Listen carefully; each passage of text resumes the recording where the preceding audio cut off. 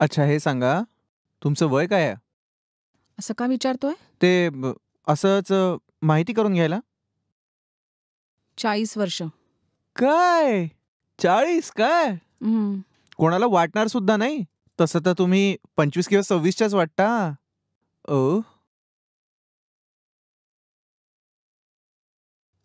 वाह! खूपच जबरदस्त नजर आहे. तहान बुजवण्यासाठी पाणी प्यायला आलो होतो मी. तहानच जात नाहीये.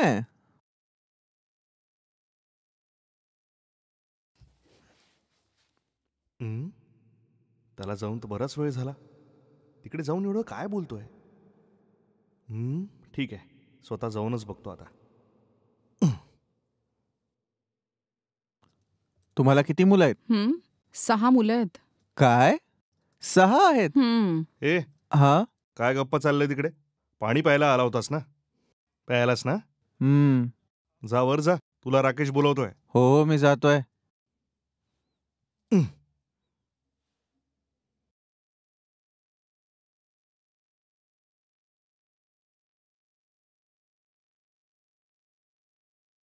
खूप जोरात भूक लागली आहे. लेट होईल का? थोडं थांबा, लवकरच बनून जाईल. ओके. तू करशील तर सगळं ओके. मला हे सांग, तो तुला काय विचारत होता? किती मुलं आहे हे विचारत होता. मंदबुद्धी आहे तो. डोकं फिरलंय त्याचा. अरे कोण म्हणेल की तुझं लग्न झालंय म्हणून?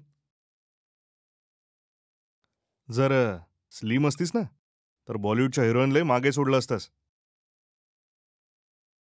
तो तर तसाच आहे. कुठे कोणी सुंदर दिसलं की तोंडातून लाळ टपकते त्याची. हं? देवाने तुला खूप फुरसतीत बनवलंय. तुला बघून कोणाचे हृदय धडाधडा धावत सुटेल. मला हे तर सांग, तुझं लग्न झालंय की नाही?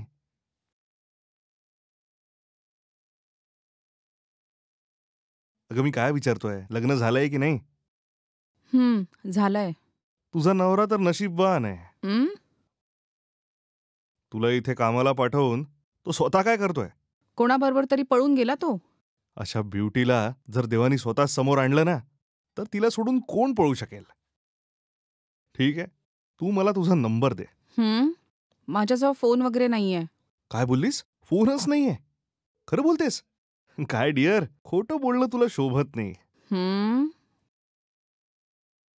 ओके, उद्या तुला एक नवा फोन विकत घेऊन देतो. त्यावर आपण नेहमीच बोलत राहू. हा? हं? अरे यार, हा कधी आला? जेवण रेडी आहे की नाही तेच पाहायला आलो होतो. रेडी झालं का? रेडी होतच आलंय. तूच जाऊन बघ ना.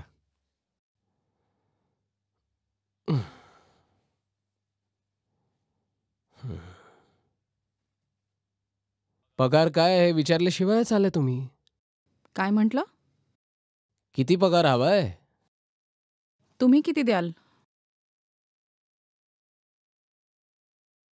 महिन्यासाठी किंवा एकत्र?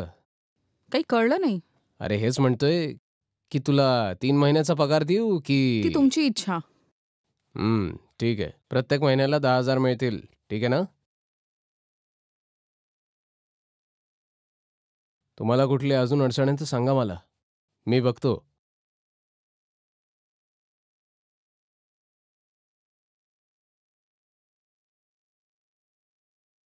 माझ्या बापाचा सगळाच पैसा तुमच्यासारख्या बायांवर लुटवण्यासाठीच आहे. ते सगळं काही नकोय मला. विचारल्याशिवाय या जगात काहीच नाही मिळत आणि विचारल्यानंतरही देणारा कोणीच नाहीये. पण मी असा नाहीये. नवऱ्याशिवाय एकटं राहायचं खूपच दुःखद आहे ना हे. 10,000च्या पगारामध्ये काय कराल तुम्ही? 10 मिनिटात जेवण तयार होऊन जाईल. लवकर जाऊन तयार व्हा तुम्ही.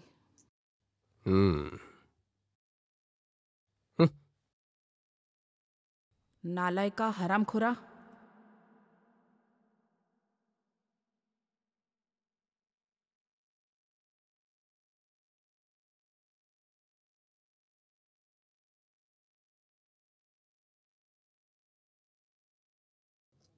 अरे वा, रंजितानी बनवलेल्या स्वयंपाकातनं किती छान सुगंध येतोय. काय खरं बोललो ना? त्याला पण जरा वाढा. हा, टाक ना टाक. हा बस. झालं रंजिता. काय टेस्ट आहे रंजिता.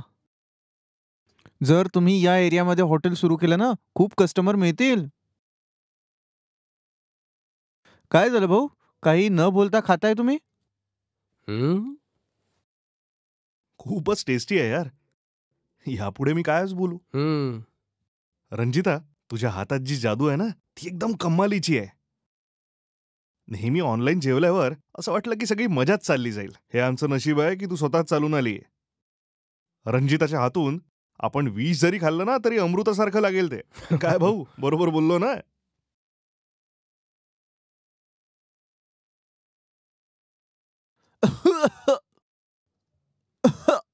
ए, पाणी पिणार आहे? अरे म्हटलं ना पाणी पी. अरे आरामात खाऊ शकत होता ना. चविष्ट आहे म्हणून इतक्या लवकर लवकर खाल्लं. ए, आधी पाणी पी यार. पाणी पी. अरे लवकर पाणी पी ना.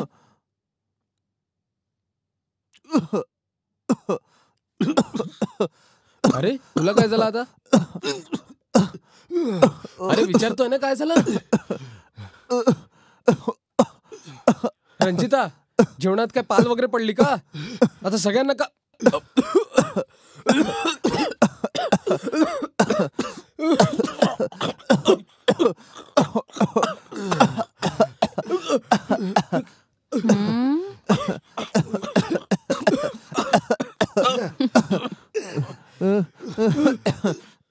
काय रे?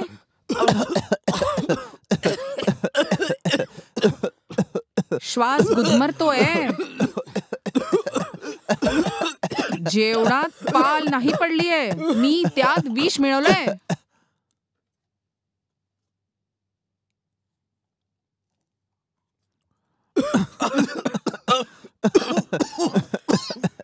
कुठे कुठे शोधत होती मी तुम्हाला माहितीये?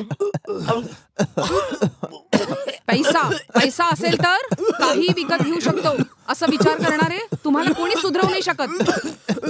तुम्ही लोकांनी मला जिवंतच मारून टाकलं. आज तुमच्या वडिलांचे पैसे, पद आणि ओळख कोणीच तुम्हाला वाचवू शकत नाही. कोण आहे तू? का मला मारायचंय तुला? ए, तुम्ही मरायच्या आधी मी कोण आहे हे माहिती केल्यानंतरच तुम्ही मराल. माझ्या वडिलांना कळलं तर तुला जिवंत नाही सोड.